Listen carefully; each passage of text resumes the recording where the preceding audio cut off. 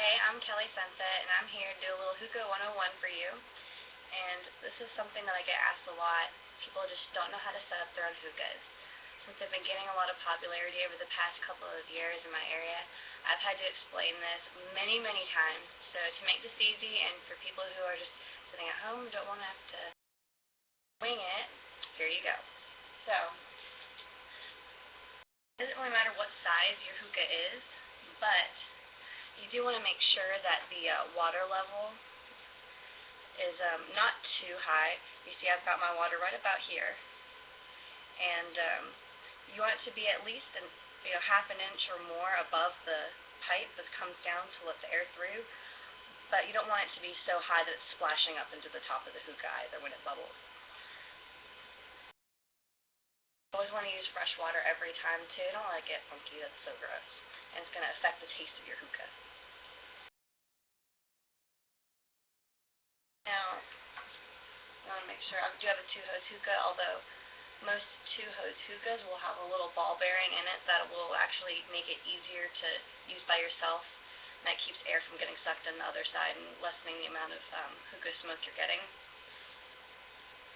So that is something to consider when you are looking at purchasing a hookah. One-hose hookahs, you can actually convert them over if you have the right accessories. Any good hookah shop will have the accessories you need to clean and actually convert it into the two-hose hookah, so you need to do that. You even get replacement hoses and things like that at a good shop. Okay, so we've got our hookah pretty much ready to go here, other than the fact that I haven't put any shisha, anything like that. So hookah's ready. Got some foil. Got a couple kinds of shisha. My two favorite brands right now have been the Starbuzz and Fantasia. They both are pretty juicy. A little bit of the Starbuzz in here. You don't really need to use too much. A lot of people try and cram it full more than they really need to.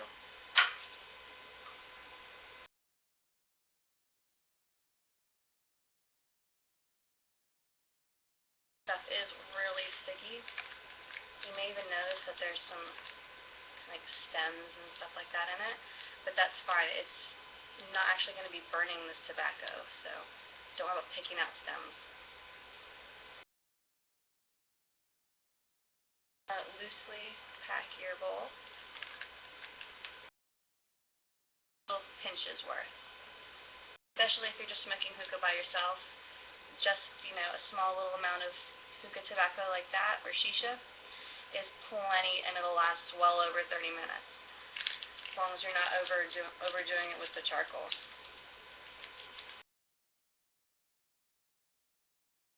So yeah, make sure you clean your hands in between. I wouldn't recommend licking this. Make sure that it looks like air is going to be able to go through. You don't want to have it crammed in, because if there's no airflow, you're not going to get very good suction on the hookah. Showing nice and tight, so it's nice and snug. Then you're going to take a piece of foil. I usually prefer to use the pre-made screens that you can use over and over again. They're less likely to reduce chemicals, but you can totally use just regular foil, especially if you're in a bind like I am today. So you would just want to smooth it on top. Wrap around the top of it. So I actually do like using the foil and just throwing it away instead of worry about cleaning a regular screen. They do actually make pre-cut sets where you buy like a whole bunch of them that are round, so you're not having to go and rip through the whole roll of aluminum foil yourself. So pretty much any hookah I have ever come across comes with a pair of tongs with a little poker.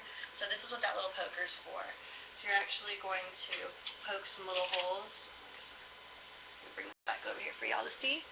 You're going to poke some little holes in the lid that you've created with the foil. And this is going to let the heat flow through here.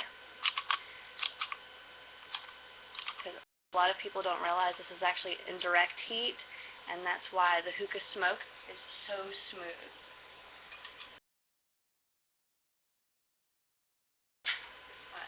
ready to go there. And again, here we are with something that's, the most common and most popular thing is for people to use self-lighting coals.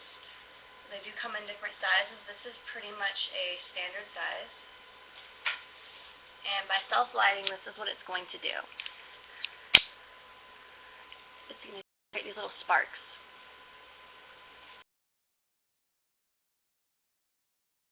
You need to kind of hit it on a couple of different angles depending on the brand. Some will light better than others. You'll notice that it sparks, and that's totally normal. Don't freak out. It's not going to catch the house on fire unless you drop it. But you see it's sparking around the whole thing now. So you don't want to actually put it onto the hookah and start using it while it's in this phase. That could actually taste kind of weird because of the sulfur that's in it.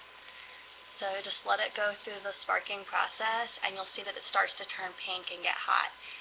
And that'll be when it's time for you to start working on getting that hookah started up. So it's just about done here. And you see this is all really simple. Once you get the hang of doing this, you're probably not going to need to watch videos on how to set up your hookah anymore. But it's not something that everybody's been exposed to. It's pretty new. So, at least in the United States, and places where I am now.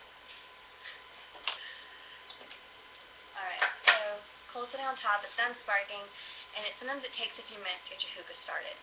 So you're actually just going to go ahead and start dragging on your hookah.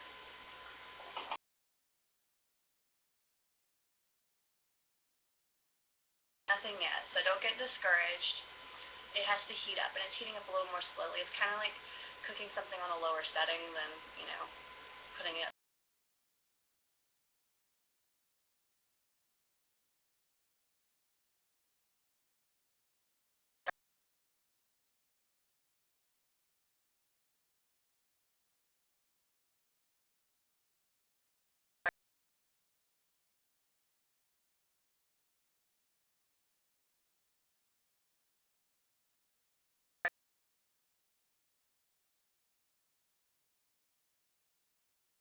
To cloud up a little bit. It's just getting started. A lot of times once that first coal gets going a little bit, you might find that you want to add another coal, add half of another coal, maybe experiment with using a larger coal. Because if it's got too much coal, the smoke's going to be really harsh and too hot when you pull it. If you don't have enough coal, it's going to be a really weak drag. So let's see how it's going here.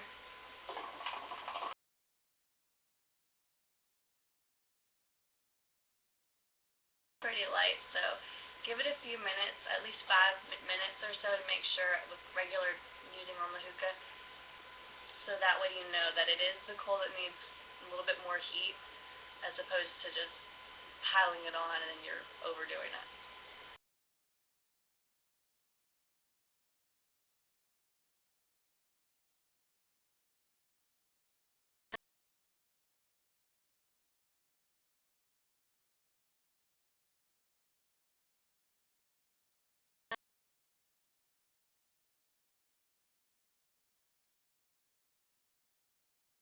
And from here, it's pretty much enjoying it and making sure you don't wait too long in between smoking it. That's why it is more of a social thing. You see, I don't have anybody smoking on the hookah with me right now, so it will last me longer. But if you go too long without pulling on the hookah, it'll start to cool down and it'll eventually go out.